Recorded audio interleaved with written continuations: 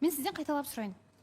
Ажырасуларыңызға не себеп болды және не үшін отбасыларыңыз осылай екіге кеттіңіздер, Асылжан екеуіңіз?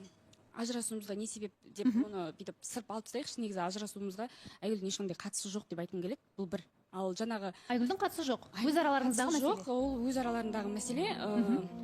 Былай айтайыншы, ноябрь, қараша, иә. Қараша айында мен Асылжаннан кетіп қалғанмын. Мен ұлымды алып кімнен Асылжаннан кетіп қалғанмын. Сол сәтте Айгүлдің тұңғыш ұлы менің қолымда болған. Жанна, сіз ойыңызды жинақтаңыз. Сабырға келіңіз. Бар білетін шындығыңызды, бар шынымен де ойыңызды айтқанда тұрған ештеңе жоқ. Жаңа өзіңіз айтып қалдыңыз, иә, тұңғыш ұлы менің қолымда болды деп. Сонда сіз бағып жүрдіңіз ба, әлде қалай? Жоқ, бір ай менің қолымда болды. Солай болу керек болды енді. Бала мектепке бару керек болды. Бір ай Астанада біздің қолымызда болды. Менің қолымда емес, Асылжанның қолында болды. Мен тек қарап бердім. Мен сол кетіп қалған кезінде, ол жаңа сол айтып жатырмын ғой, мен бір жыл бойы екеуміздің ара қатынасымыз нашарлап келе жатыр деген нәрсе. Сол қараша айында нашарлап кетті. Мен ұлымды алып кетіп қалдым Асылжаннан. Сол кетіп қалған кезінде қарашаның ортасы болу керек. Мен кетіп қалғаннан кейін Айгүл келіп енді ұлын алып кету керек болды. Ұлын алып кетіп Тараз қаласына апарып тастау керек болды, жаңағы апамыздың қолына. Сол сәтте келген кезінде Асылжан екеуінің арасында диалог болған. Нақты не диалог болған мен білмеймін. Енді былай естіген нәрсем ғой. Осы бағдарлама жайында сөйлесу болған. Сол кезде мен түсінген, енді кейіннен түсінгенім бойынша Асылжан Айгүлден сұраған, енді балаларды маған қашан алып келесің деген сияқты. Мен ол сұрағын мүлде түсінген жоқпын, себебі осы уақытқа дейін екі баласын сұрап уайымдамаған адам неге сол жағдайда ғана сұрап қалды деген сияқты ой келді да. Бұл кісіден сұраған, енді шығарып салып жатқан ғой, самолетке, әуежайға шығарып салып жатқан, сол кезде сұраған, енді балаларды маған қашан алып келесің деген. Айгүл айтқан, мен декабрь айында Астанаға келемін деген. Астанаға келемін, екі баламды алып келемін, Астанада тұрамын деген екеуінің арасында сондай диалог болған екен. Енді араларында болғаннан кейін мен естігенімді айтып жатырмын. Сіз телефоннан оқыдыңыз ба? Ол телефоннан келе жатырмын, ол бөлек нәрсе. Мен кетіп қалған кезінде мен Шымкент қаласына кетіп қалдым. Сол артымнан Асылжан еріп келді. Мен қайтадан Астанаға алып кетуге, отбасы болайық, осындай деп кешірім сұрап қайтып келген. Сол қайтып келе жатқан кезінде мен Асылжанның телефонынан Айгүл екеуінің перепискасын оқимын.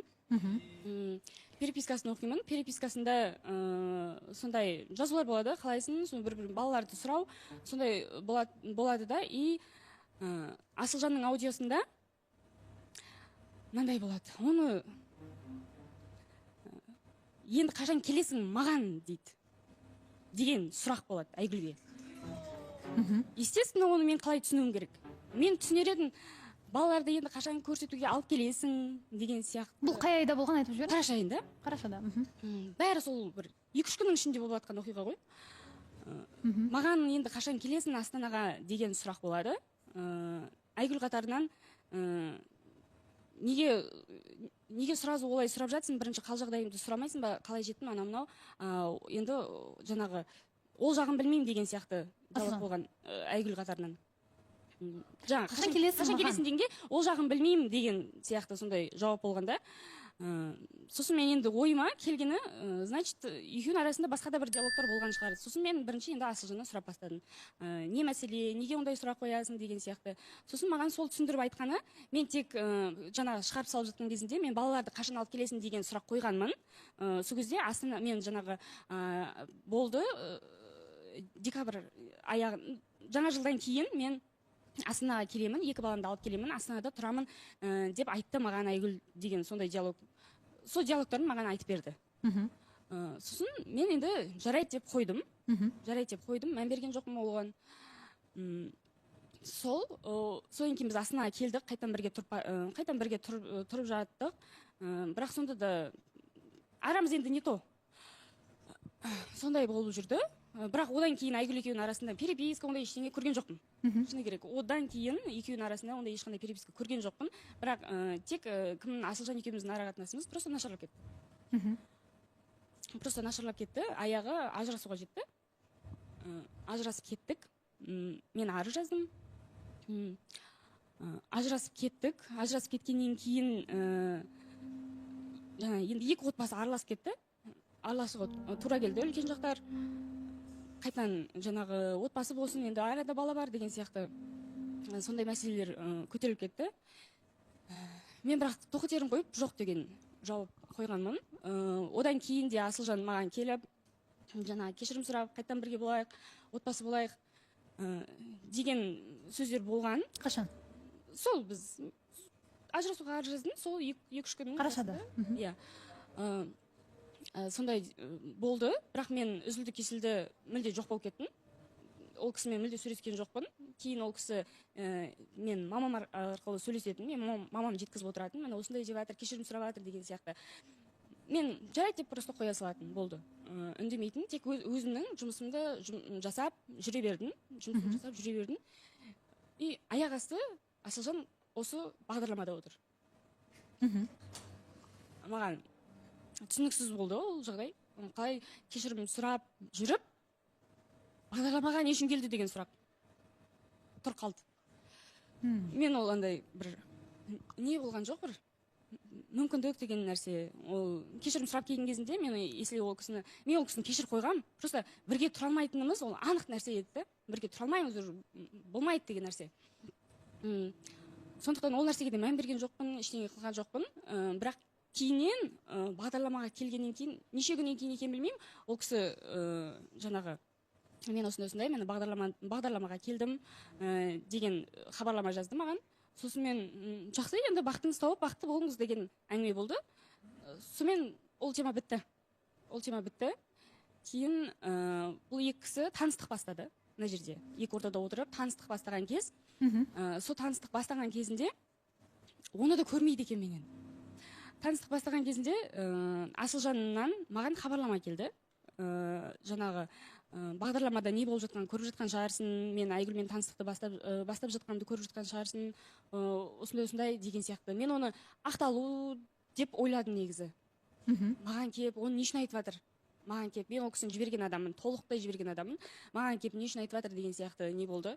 Сөйтсем, мен мамам ол кісіге жазады екен да, Асылжанға. Не істеп жүрсің, не болып жатыр, анау деген сияқты. Екеуінің арасында сондай диалогтар болады екен. Сол қандай диалог болады? Не істеп жүрсің, не бітіріп жүрсің деген сияқты мен мамам ол кісіге жазған екен. Жаңа таныстық бастады. Түсінікті ғой, енді Асылжанның тараптан қандай әңгіме айтылады? Асылжанның тарапынан ол нәрсе шын емес. Мен Айгүлге шын махаббатыммен сөз салған жоқпын деген. Оны маған да сөйтіп жеткізді енді, Асылжан жеткізу бойынша. Кейін Асылжанмен диалогым бітті. Түнгі бір 12:30-да Айгүл хабарласады маған. Айгүлдің номерін білмеймін. Бүйтіп номер шығып тұр. Мен негізі өзімнің жаңағы номерімді алғаныма көп те болған жоқ. Оны көп адам біле бермейді. И андай бизнес номерда ол. Содан кейін көп адам біле бермейді оны негізі. Сосын бұл кісі хабарласқан кезінде мен түсінбей қалдым. Номерді қайдан алдың деген кезінде Асылжаннан алдым деді. Сосын енді қалайсың анау екеуміз сөйлестік.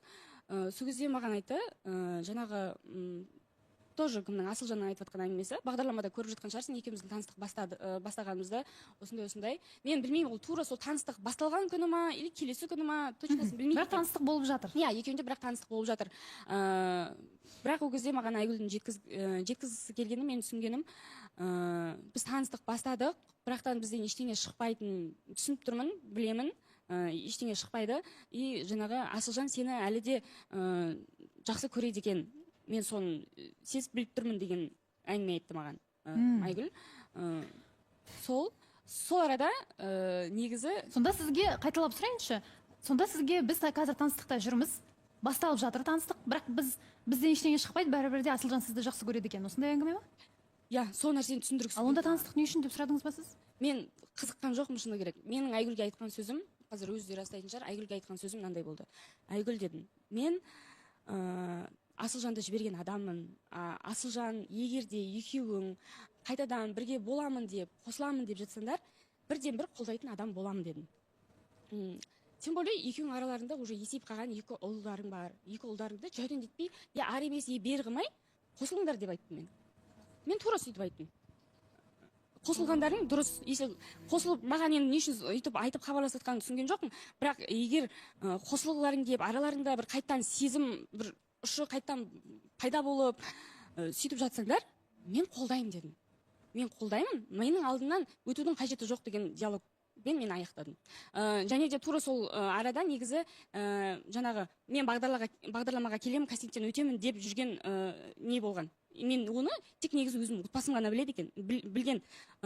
Сөйтсем жаңағы мен мамам кімге Асылжанға жазған ғой, ашумен жазған екен да, сен шақыртып жатсың ба, кімді Жанканы үйтіп не істеме, шақыртпа, басын ауыртпа деген әңгіме айтқанда мен мамам. Сол кезде кім Асылжанда жазған маған, сен не келейін деп жатсың ба, не үшін келейін деп жатсың деген ол кісі де маған сондай диалог құрды да. Вот. Ол енді давно өтіп кеткен, кейін кім Айгүл енді ақыры звондап тұрғаннан кейін соны да қозғап өтті. Естіп жатырмын, келгін келейін деп. Яғни сол кезде Айгүл біліп тұр. Иә, енді біліп тұр, естіп тұр ғой, енді Асылжаннан естіген ғой. Жаңа естіп жатырмын, келейін деп жатыр екен.